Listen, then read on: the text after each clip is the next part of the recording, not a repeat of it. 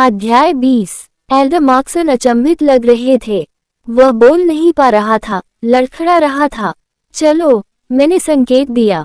उसे यहाँ लाओ। मौन, मैं भी उसे देखना चाहता हूँ। तुम्हें पता है, पवित्र तलवार वाले से भी बड़ा एक राजपूत। बहुत खूब। और अधिक मौन, भयावह सन्नाटा। वह क्या है? तुम्हें कोई नहीं मिल रहा?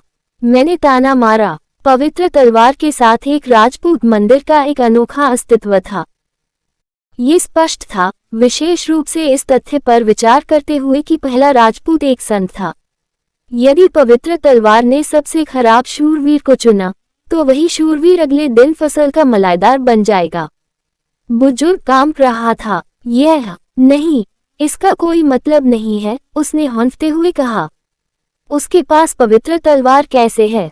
वह ऐसे कांप रहा था जैसे उसके सिर के पीछे वार किया गया हो। उसने तलवार की ओर इशारा किया। वह नकली है। देखो तुम क्या कहते हो, बुजुर्ग। मेरी फटकार सुनकर एल्डर मार्कसन ने तुरंत अपनी उंगली नीचे कर ली। ये तलवार असली है। उस पल ऐसा लग रहा था जैसे उसे अंततः तलवार के भीतर निहित शक्ति का कुछ एहसास हुआ। ऐसा लग रहा था जैसे इसने उसे तोड़ दिया हो। मैंने उसे एक और मुस्कान दी। दादाजी, आप 12 बुजुर्गों में से एक हैं, फिर भी आप सोफिया की पवित्र तलवार को नहीं पहचान सकते। ये सबसे अच्छा होगा कि मूर्खों को अपनी दोनों आंखों से सत्य का गवाह बनने दिया जाए। मैंने लुडविग को तलवार भेंट की और उसकी ओर देखा। उसने सिर हिलाया, ब्लेड को खोल दिया और उसकी पूरी खूबसूरत लंबाई को प्रकट कर दिया। ऐसा लग रहा था जैसे चांद की रोशनी उसके ब्लेड से निकल रही हो, आकाश में टिमटिमा रही हो। नरक, यहाँ तक कि तलवार भी कुछ परेशान लग रही थी। इसकी पवित्रता से शुद्धिकरण महसूस हुआ।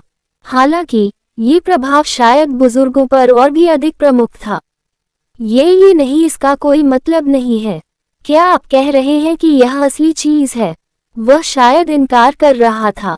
पवित्र तलवार अपने स्वामी को चुनने से पहले रेवेनॉन मंदिर की रक्षा कर रही थी, मैंने समझाया। मैंने पहले ही दादाजी पोप से कहा है कि वे उन पुजारियों के लिए प्रतिस्थापन भेजे जो वहां जानवरों के हाथों मारे गए। आपको अपनी खबर बहुत देर से मिलनी चाहिए। मैंने इस बारे में नहीं सुना है। वेटिकन और सीनेट के बीच संबंध वास्तव में कभी भी बहुत अच्छे नहीं थे, लेकिन क्या उन्होंने जानबूझकर इस बारे में कुछ भी कहने से परहेज किया? वैसे भी, मैं उस राजपूत से मिलने का इंतजार कर रहा हूं जिसे आप लाएंगे। उन्हें मेरे राजपूत से बेहतर होना होगा, भले ही उसके पास पवित्र तलवार हो, है ना? यही। मैं लुडविग की देखभाल करने के लिए अवाक बुजुर्ग से दूर हो गया। तब तक आप मेरे अभिभावक शूरवीर हैं, मैंने कहा। ठीक है। लुडविग अपने घुटनों के बल बैठ गया और झुक गया। हाँ, सेंटेस, एल्डर मार्कसन शायद अब रुक जाएंगे क्योंकि वह हार गए हैं। हमने उन्हें पीछे छोड़ दिया और वापस अपने कमरे में चले गए। लुडविग ने तुरंत तलवार मुझे लौटा दी। आप पवित्र तलवार के सच्चे मालिक हैं, उसने स्वीकार किया। उसकी अभिव्यक्ति कठोर थी। मैं कह सकता हूं कि उसे इसका मालिक कहलाना ठीक नहीं लगा। चिंता मत करो, लुडविग, तुम मेरी तलवार हो। उसकी आंखें विस्मय से चौड़ी होकर मेरी ओर चली गईं। मैं युवा और कमजोर हूं, इसलिए मैं इस तरह के हथियारों का उपयोग नहीं कर सकता। तुम्हें मेरे लिए मेरी तलवार बनना होगा, ठीक है? उसने सहमति में सिर हिलाया। मैं, लुडविग, अपनी मृत्यु तक आपकी बात मानूंगा। ठीक है। आपने मुझे जो अनुग्रह दिया है उसका बदला मैं कभी कैसे चुकाऊंगा? वह रोने लगा। मैं खुद को और भी पूरे दिल से आपके प्रति समर्पित करूंगा। मैंने उसकी ईमानदारी के प्रदर्शन पर सिर हिलाया। अपनी मुट्ठियां भींचकर वह फिर कमरे से बाहर चला गया। उसके कंधों पर संकल्प स्पष्ट रूप से लिखा हुआ था। ठीक है, समस्या हल हो गई। लूसियाना ने पीछे मुड़कर मेरी ओर देखा और मुझे एक मुस्कान और अंगूठा ऊपर का उपहार दिया। ऐसा लगा जैसे ये सबसे अच्छी तारीफ हो। मैंने जानबूझकर अपना गला साफ किया। क्या तुमने देखा मैंने क्या किया? मैंने उससे पूछा। वह हंसी। मैं कुछ नाश्ता लाऊंगा, मैं चिल्लाया। हाँ, ये तुम्हारा इनाम होगा। तुम सर्वश्रेष्ठ हो, लूसी। कृपया यहाँ प्रतीक्षा करें, लूसियाना ने कहा। फिर वह कमरे से बाहर चली गई। जब मैंने पीछे मुड़कर पवित्र तलवार को देखा तो मेरा दिल उत्साह से धड़कने लगा। वह अभी भी चमक रहा था। सोफिया, मैंने शुरू किया, मदद करने के लिए धन्यवाद। उसने अपनी उपस्थिति प्रकट की और मुस्कुराई। क्या मुझे भी वह लड़का पसंद आया? क्या ऐसा इसलिए था क्योंकि वह तलवार का असली मालिक था? मैंने अपनी आंखें घुमाई और वह हंस पड़ी। फिर उसने पूछा, तुमने मुझे क्यों बुलाया? क्या तुम मेरा दिमाग पढ़ सकते हो? वह हंसी। नहीं, लेकिन मैं तुम्हारा चेहरा पढ़ सकता हूँ। फिर इधर उधर भटकने की कोई जरूरत नहीं थी। ईमानदारी से कहूँ तो मैं किसी चीज को लेकर उत्सुक हूँ। उसने प्रोत्साहन में सिर हिलाया ताकि मैं जारी रखूं। मैंने एक गहरी सांस ली। तुमने मेरी मदद क्यों की? मैंने पूछ लिया। मैंने कुछ देर तक इस पर विचार किया, लेकिन मुझे कोई वास्तविक कारण नहीं सूझा। आपने मुझे बताया था कि डैडी खतरे में थे और आपने हेरेल को बचाने में भी मदद की थी। मैं सोच रहा था, लेकिन मैं इसका पता नहीं लगा सका। क्या तुम मुझे नहीं चाहते थे? नहीं, ये बात नहीं है। धन्यवाद। मैं उसका आभारी था, लेकिन इससे मेरी जिज्ञासा खत्म नहीं हुई। मैं सिर्फ ये जानना चाहता हूँ कि क्यों? क्या आपके लिए इस तरह मेरी मदद करना ठीक है? मैंने उससे ध्यान से पूछा, लेकिन वह हंस पड़ी। मुझे एक बात बतानी है। क्या? मैंने पूछा। एकमात्र चीज जिसमें मैंने वास्तव में आपकी मदद की वह थी प्रार्थना को याद रखना। आप ही वह व्यक्ति है जिसने चमत्कार किया। आप ही हैं जिन्होंने भविष्य देखा और बच्चे को पुनर्जीवित किया। मैंने किया। मैंने पलकें झपकाईं। सोफिया को मेरी घबराहट स्पष्टतः मनोरंजक लगी। उसने पवित्र तलवार हवा में उठाई। वह चंद्रमा की रोशनी से चमक उठा। सभी संत इस धरती पर एक मिशन के साथ मौजूद हैं। उसने अपनी निगाहें मुझ पर टिकाईं। क्या उस बच्चे को बचाना आपका मिशन नहीं था? मैं चौंका। यह इतना भव्य नहीं था कि इसे किसी मिशन का नाम दिया जा सके, लेकिन कुछ भी कहना बेकार लगा। तो मैं आपकी मदद करना चाहती थी, उसने आगे कहा। हालांकि यही कारण, क्योंकि मैंने अपना मिशन पूरा नहीं किया है। उसकी मित्रवत निगाहें मुझे अंदर ले गईं। कम से कम मैं चाहता था कि आप अपना काम पूरा करें। मैं कहने के लिए कुछ भी नहीं कर सका। संतिया वास्तव में संतिया कहलाने की पात्र थीं। क्या इस तरह मेरी मदद करने से तुम्हें कुछ होगा? मैं अचंभित हुआ। ये छोटी सी बात तो ठीक है। क्या तुम मेरी चिंता कर रही हो? जब मैंने सिर हिलाया, तो मैंने उसके चेहरे पर एक अजीब भाव देखा। मुझे समझ नहीं आ रहा था कि ये खुशी थी या गम। ईमानदारी से कहूँ तो मुझे आपसे मिलकर खुशी हुई, उसने कबूल किया। अब तक कोई भी मुझे नहीं देख पाया है। मैं इतने लंबे समय से अकेला था। सोफिया ने बताया कि वह हजारों सालों से तलवार से बंधी हुई थी, लेकिन मैंने ऐसी किसी चीज के बारे में कभी नहीं पढ़ा था। आप अकेले रहे होंगे, मैंने कहा। ये काफी अकेला था, हाँ। वह धीरे से हंसी। ये वास्तव में था। मैंने तलवार को कसकर पकड़ लिया, ये कल्पना करते हुए कि यह सोफिया ही थी। इससे उसका उत्साह वापस आ गया और जब वह अगली बार हंसी तो उसकी आवाज और भी तेज हो गई। आओ और बात करें। हम खूब खेलेंगे और साथ रहेंगे, मैंने कहा। उसने सहमति में सिर हिलाया।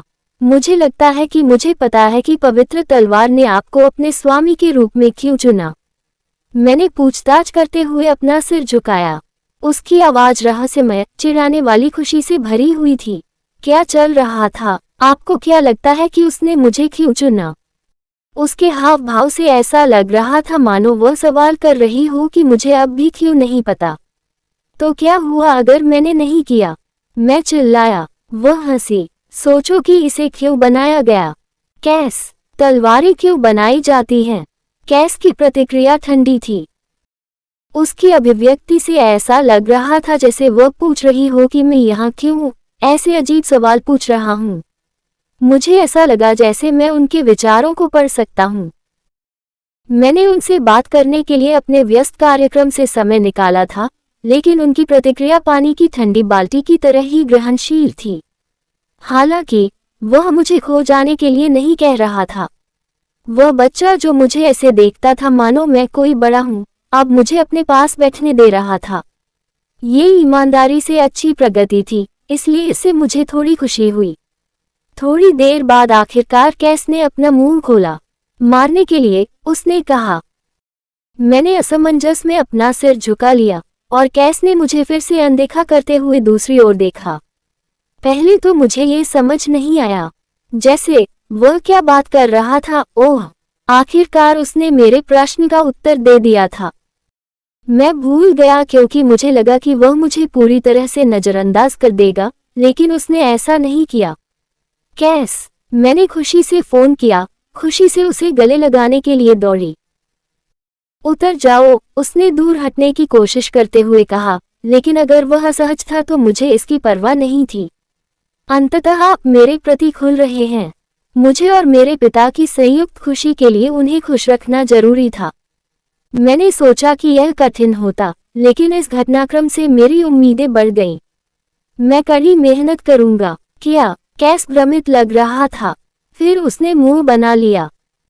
ऐसा लग रहा था जैसे वह पूछ रहे हों, आप इतनी मेहनत किस लिए कर रहे हैं? मैं किसी भी चीज के लिए कड़ी मेहनत करूंगा, मैंने उसके अनकहे प्रश्न का उत्तर देते हुए कहा। जाने दो। तभी कैस, जो आजाद होना चाहता था, और मेरे, जो पकड़े रहना चाहता था, के बीच लड़ाई शुरू हुई। हालांकि ये केवल 1 मिनट तक ही चला। सेंटेस, लुसियाना ने कहा। वह अपनी आंखों में निराशा लिए मेरी ओर देख रही थी। क्या गलत? चिकित्सा परीक्षण समाप्त हो गया है। इससे पहले कि लुसियाना अपनी बात खत्म कर पाती, कैस ने मुझे अपने से दूर धकेल दिया और हरेल की ओर भागा। वह इतना तेज था कि मैं मुश्किल से ही उसे देख पाया। क्या उसे मेरे आलिंगन से इतनी नफरत थी? जैसे ही मैं हरेल की यात्रा के लिए उसके पीछे गया, पवित्र तलवार जो मैं अभी भी अपने साथ ले गया था, चिल्लाने लगी, जिससे मैं रुक गया। ये आवाजें क्यों कर रहा था? आह! मैं एहसास में चिल्लाया। क्या ये कैस के साथ प्रतिध्वनित हो रहा था? मैंने पवित्र तलवार और कैस के बीच कुछ बार देखा। कैस उत्सुकता से हेरेल को देख रहा था, जिसे अभी तक होश नहीं आया था। आह! मैं समझ गया। पवित्र तलवार बनाने का कारण।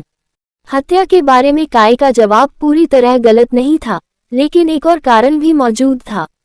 रक्षा के लिए, मैं फुसफुसाया। तलवार अपने मालिक की प्रिय वस्तुओं की रक्षा के लिए बनाई गई थी। सोफिया की तलवार उस प्रकार की अवशेष थी। ये शक्ति का एक चिरस्थायी स्रोत था जो किसी के विश्वास, उनकी इच्छा और उनके आदर्शों की रक्षा के लिए मौजूद था। मुझे प्रिसिला की वह याद आ गई जो मैंने अपने बुखार के दौरान देखी थी। लुडविग प्रिसिला की रक्षा करने की अपनी इच्छा के कारण पवित्र तलवार का मालिक बन गया था, और मैं शायद अपने पिता की रक्षा करने की इच्छा के कारण इसका मालिक बन गया था। अच्छा ऐसा है। मुझे सिखाने के लिए धन्यवाद, मैंने तलवार से कहा। कृपया अब से मेरा ख्याल रखना। वाह! तलवार से चमकती रोशनी ने मुझे ऐसे प्रतिक्रिया दी मानो वह जीवित हो। हमारे चैनल की कहानी देखने के लिए धन्यवाद।